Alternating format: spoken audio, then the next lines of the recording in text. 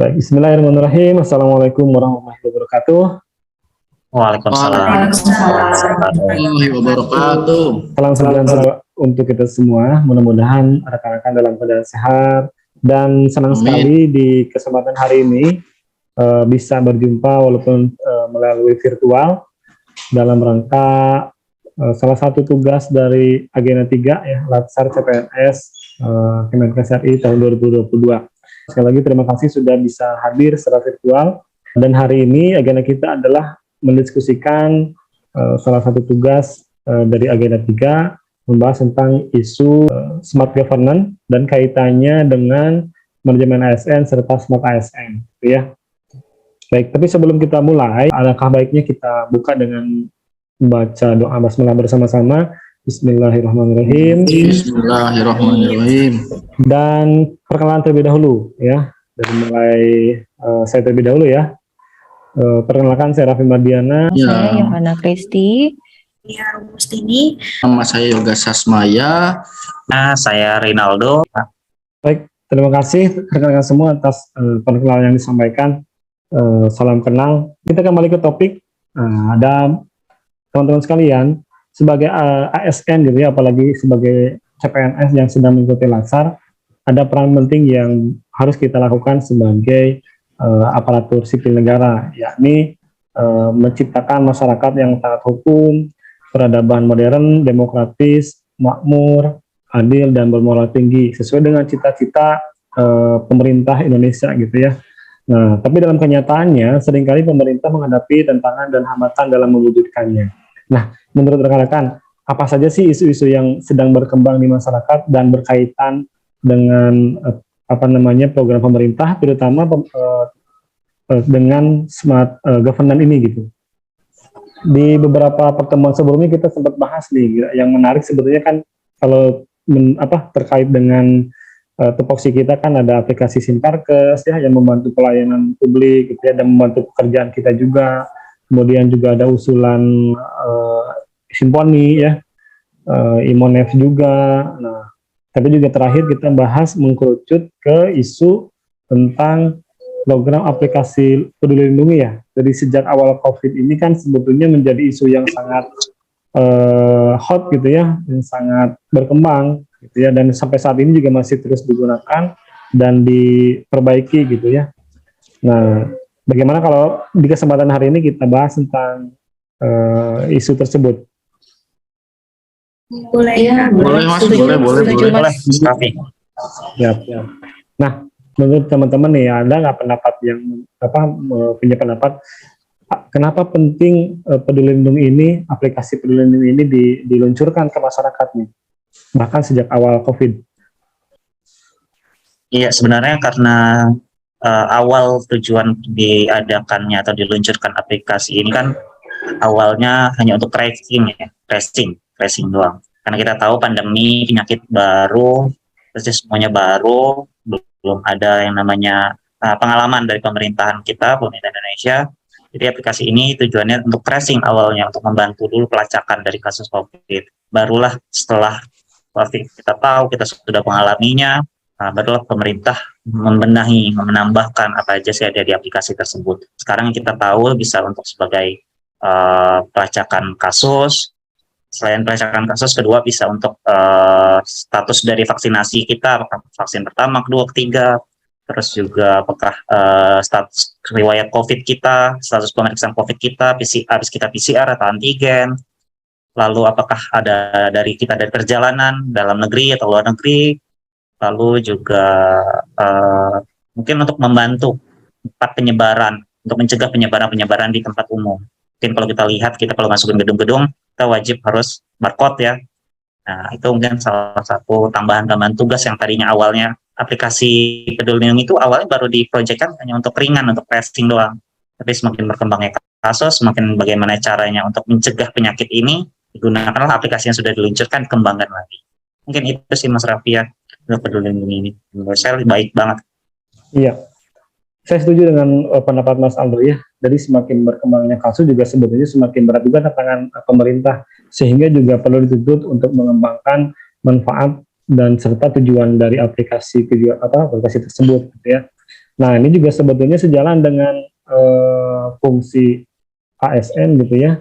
Yang pertama, ya, melaksanakan kebijakan publik ya yang dibuat oleh pejabat pemerintah gitu. Nah, salah satu kebijakan tersebut misalnya pada waktu tahun 2021 Menpan RB ya Pak Cahyokumolo telah mengeluarkan surat edaran di mana setiap instansi ke pemerintah itu harus melaksanakan protokol kesehatan ya. Kalau misalnya ada rapat itu bisa dilakukan dengan virtual gitu ya. Kalau ada perjalanan dinas itu sebaiknya lebih selektif lagi, akuntabel dan lebih berhati-hati gitu ya kalau memang itu sangat urgent gitu ya. Dan yang paling penting adalah tetap mematuhi protokol kesehatan. Namun perjalanannya masih ada kekurangannya, yaitu ya instansi pemerintah masih ada yang belum menerapkan secara maksimal. Nah, misalnya ada satu berita di Jawa Barat sendiri nih ada 40 PNS yang aktif yang positif gitu ya dalam satu kantor gitu. Nah, itu ya juga menjadi tantangan atau hambatan dalam melaksanakan kebijakan publik tersebut. Nah, kita ke topik yang lainnya ya terkait Smart ASN ya. Nah, apa sih kaitannya nilai-nilai Smart ASN dengan isu yang kita bahas? Yohana, ada pendapat? Ada sih nih Mas. Aku ambil kalau saya ambil dari yang 2 nilai aja ya, saya contohin 2 ya.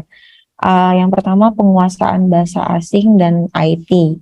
Kita tahu ya tampilan di Peduli Lindungi itu sekarang bagus ya, kalau kita lihat sudah semakin bagus, sudah semakin menarik gitu ya tampilannya. Terus juga aplikasi ini bukan hanya kita bisa akses melalui website gitu, harus pakai komputer atau PC, tapi dia bisa mudah kita jangkau gitu ya dengan di-download di HP gitu. Terus sekarang juga Peduli Lindungi juga sudah terintegrasi atau sudah mulai bekerjasama dengan platform lain, jadi seperti Shopee, Gojek gitu ya. Apalagi ya Tokopedia gitu, jadi lebih memudahkan sih yang mungkin males gitu punya banyak aplikasi, tapi ternyata Peduli Lindungi sudah bisa mencarikan solusinya dengan cukup kita pakai, misalnya kita punya Gojek aja gitu, jadi sudah bisa diakses Peduli Lindungi lewat Gojek gitu. Itu baru satu poin ya. Kalau poin lain, kalau dilihat dari penguasaan bahasa asing dari tampilan Peduli Lindungi ini, dia sudah dilengkapi nih. Jadi bukan hanya tampilan dengan bahasa Indonesia, tapi juga bisa dengan bahasa Inggris. Jadi memfasilitasi untuk WNA atau ya pekerja-pekerja kita yang lebih luasa menggunakan bahasa Inggris. Jadi dia bisa lebih mudah gitu ya untuk mengoperasikan aplikasi dari Peduli Lindunginya. Terus nilai yang kedua sih yang mau coba saya bahas itu hospitality. Hospitality itu berarti kan terkait dengan keramahan ya, keramahan, jiwa melayani kita gitu ya. Jadi lewat Peduli Lindungi ini juga bisa ditampilkan nih nilai-nilai dari Smart ASN itu. Kita lihat juga ya di Peduli Lindungi sudah diberikan kalau saya lihat di sini nih kayak kolom khusus untuk bantuan. Jadi membantu juga nih untuk masyarakat yang mungkin nggak ngerti nih gimana sih caranya buat boleh ditampilkan ininya aja ya, share screen ya. Ya, share screen boleh kalau ada ya barangkali. Jadi di sini nih ada kolom-kolomnya nih, jadi bisa dikasih tahu kalau misalnya apa sih arti dari kode-kode QR yang ada di Peduli Lindungi, kalau misalnya mau cara buat download sertifikat vaksin gitu sih. Baik, ya itu kalau dikaitkan dengan nilai-nilai Smart ASN ya, apa tadi berwawasan global dan penguasaan bahasa asing serta hospitality ya, kita bisa belajar dari program yang diluncurkan pemerintah ini gitu. Nah, ada nilai-nilai lain nggak yang bisa kita ambil pelajarannya kaitannya dengan Smart ASN? Mungkin ada yang pendapat lain dari Mas Aldo, Mbak Junia atau Mas Yoga? Silakan. Izin Mas. Ya. Yoga. Ya, saya akan mencoba menjelaskan aplikasi Peduli Lindungi ini berdasarkan Smart ASN dari nilai profesionalisme dan wawasan global. Seperti tadi yang sudah dijelaskan Mbak Yohana sebelumnya dan Mas Aldo mengenai fungsi aplikasi Peduli Lindungi ini, fungsi aplikasi Peduli Lindungi ini fungsinya sangat banyak inti dan juga sangat membantu lah dalam kegiatan pemerintahan untuk pengendalian dan penanggulangan COVID-19. Untuk dari nilai profesionalisme, yang pertama kita tahulah bahwa aplikasi Peduli Lindungi ini untuk masyarakat yang menggunakan, dia akan mendapatkan notifikasi untuk dirinya jika berada dalam zona merah, misalnya di sekitar kita ini masuk dalam zona merah, sehingga si pengguna ini dapat waspada terhadap kesehatan dirinya. Yang kedua, dari sisi berwawasan global,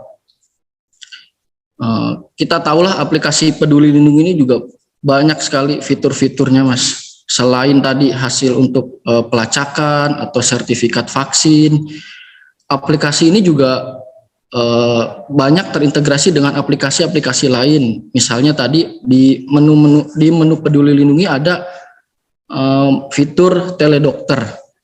Jadi mungkin orang yang sedang dalam isolasi mandiri atau sedang isolasi di karantina mandiri lah di rumah, dia bisa melakukan konsultasi kepada dokter-dokter melalui aplikasi-aplikasi yang terintegrasi seperti Halodoc, Halodokter, dan lain sebagainya.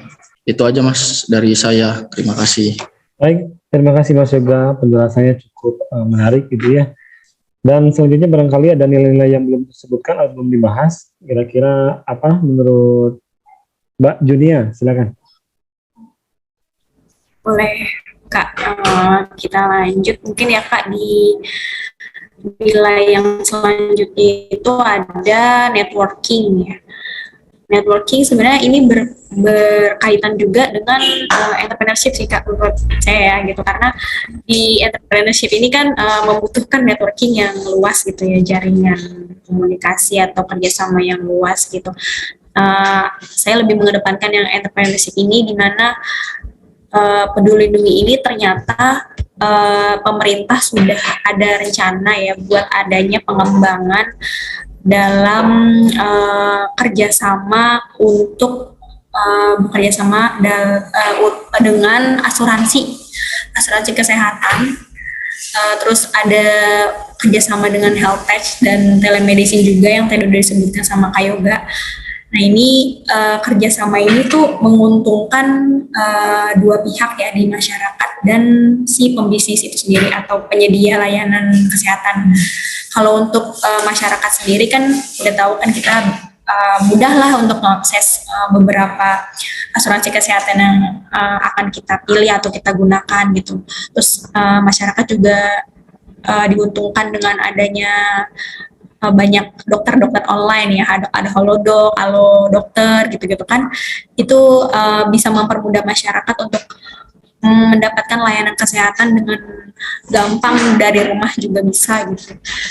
Nah itu satu keuntungan untuk masyarakat. Cuman ada kekurangannya mungkin ya, karena ada data-data yang harus diinput dari Peduli Lindungi itu kan meminta data ya agar bisa memberikan pelayanan atau memberikan diagnosa gitu kan. Nah itu dikhawatirkan ya akan adanya kebocoran data sih, yang kayak tadi udah dikasih tahu, kebocoran data tentang identitas maupun data-data keluhan-keluhan pengguna jasa penyedia layanan itu gitu. Jadi itu yang dikhawatirkan. Kalau jejaring yang luas sih ya itu sih berpengaruh, saling berkaitannya ada gitu. Itu aja sih Kak. Baik, terima kasih Mbak Junia juga atas paparannya. Dan terakhir, Mas Aldo, ada pendapat? Ya, mungkin untuk nilai Smart ASN yang nasionalisme ya, semua teman-teman, di mana pasti pemerintah membuat layanan atau aplikasi Peduli Lindungi ini pasti untuk merujuk dari nasionalisme Indonesia sendiri, yang mana yang salah satunya nasionalisme Pancasila ya, yang mana nilai Pancasila dalam butir ketiga yang tadi saya jelaskan tentang persatuan Indonesia pasti dibuatnya ini adalah untuk kepentingan bangsa. Buatan aplikasi Peduli Lindungi ini untuk kepentingan bangsa Indonesia, masyarakat Indonesia, untuk dapat mencegah dan mengendalikan penyakit COVID-19 yang merebak di Indonesia. Nah, mungkin untuk poin yang sila kelima, keadilan sosial bagi seluruh rakyat Indonesia, di mana Peduli Lindungi ini penggunaannya semuanya dipakai oleh seluruh elemen, seluruh orang, seluruh masyarakat, baik itu dari kalangan eksekutif, legislatif, yudikatif, maupun masyarakat umum, baik juga untuk pengusaha, pejabat, public figure, maupun rakyat biasa seperti kita. Dalam pelaksanaan pelayanan ini mungkin ada kemarin kecolongan yang seperti yang kita pernah lihat di berita, adanya oknum yang melakukan pelanggaran, nah membeda-bedakan penanganan masalah kekarantinaan dari luar negeri yang kita sebut salah satu public figure-nya. Nah, itu mungkin dalam aplikasinya tidak ada kesalahan, tidak ada dibuat untuk sengaja dibuat salah, tapi mungkin ada oknum yang mencari-cari kesalahan. Nah, mungkin itu masih kurangnya rasa nasionalismenya dalam pelaksanaan pencegahan penyakit COVID-19 ini sendiri, kalau menurut saya, Mas. Baik, terima kasih banyak Mas Aldo atas pendapat yang disampaikan. Kita perlu banyak belajar bagaimana menggunakan IT gitu ya, menggunakan teknologi ini agar bisa membantu mendukung program pemerintah gitu ya dalam mewujudkannya gitu ya. Nah, cuman dalam perjalanannya masih terdapat tantangan, hambatan. Itu adalah hal yang biasa, namun kita juga perlu mencari solusinya gitu ya. Dan tadi juga salah satu atau sebagian solusinya sudah kita bahas juga gitu ya, bagaimana yang paling penting adalah bagaimana menjaga integritas kita, profesionalisme kita gitu ya sebagai individunya, sebagai orangnya. Nah, Benar. nanti teknologinya akan bisa di-upgrade seiring perkembangan waktu gitu ya. Sekali lagi terima kasih atas pendapat yang disampaikan oleh teman-teman, menarik pembahasan isu tentang aplikasi Peduli Lindungi ini, mudah-mudahan bermanfaat dan menjadi motivasi buat kita untuk semakin bekerja secara profesional dan belajar teknologi sesuai dengan perkembangan zaman. Kita tutup dengan ucapan alhamdulillah bersama-sama. Alhamdulillah. Dan selamat siang. Selamat siang. Terima kasih semua. Terima kasih. Terima kasih semuanya.